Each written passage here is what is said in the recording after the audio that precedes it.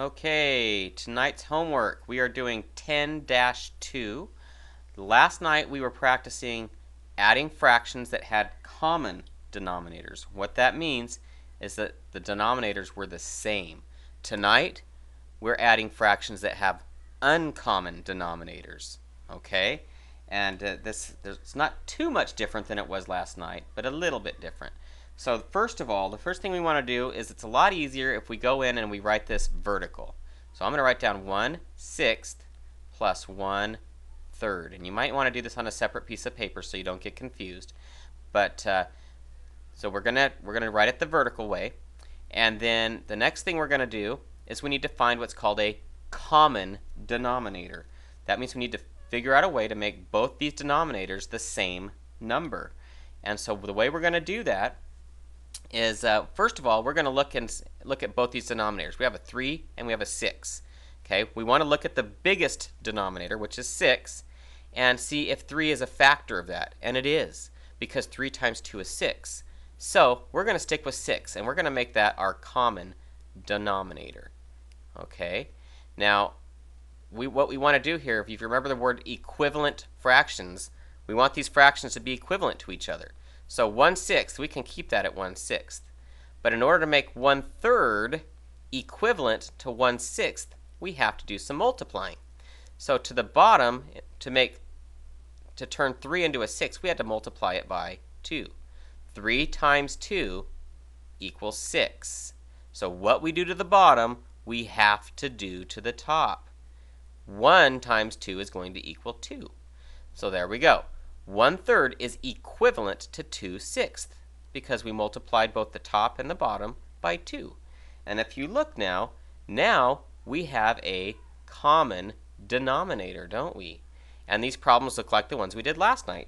These are pretty simple. So 1/6 plus 2/6 equals 3/6.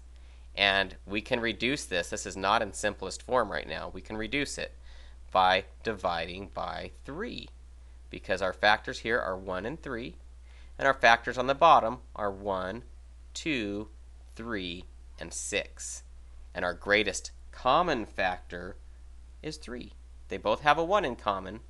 2 is not a common factor.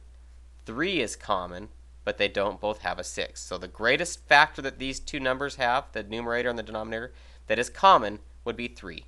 So we're going to divide the top by 3 and the bottom by 3.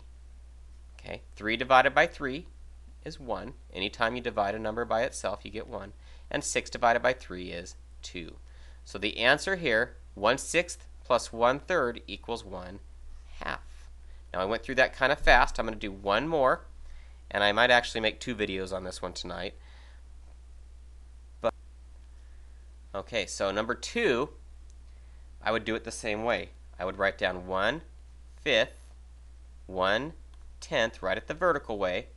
Okay, I have to find a greatest common denominator. I have to find a common denominator, which is going to be 10. Okay, the reason why I chose 10 is because 10 goes into 10 and 5 goes into 10, so we want to find a common denominator. So now we need to make them equivalent. 1/10 is equal to 1/10, but 1/5, in order to change that 5 on the denominator to a 10, we have to multiply it by 2. So what I do to the bottom, I have to do to the top. 5 times 2 is 10, so 1 times 2 is 2. Now I have common denominators, and I can add them up. So 2/10 plus 1/10 equals 3/10. And that is simplest form. I cannot reduce that any further. Okay, I'm going to do one more video. You'll have to click on the next video to see how to do problems number 5 and up. So see you on the next video.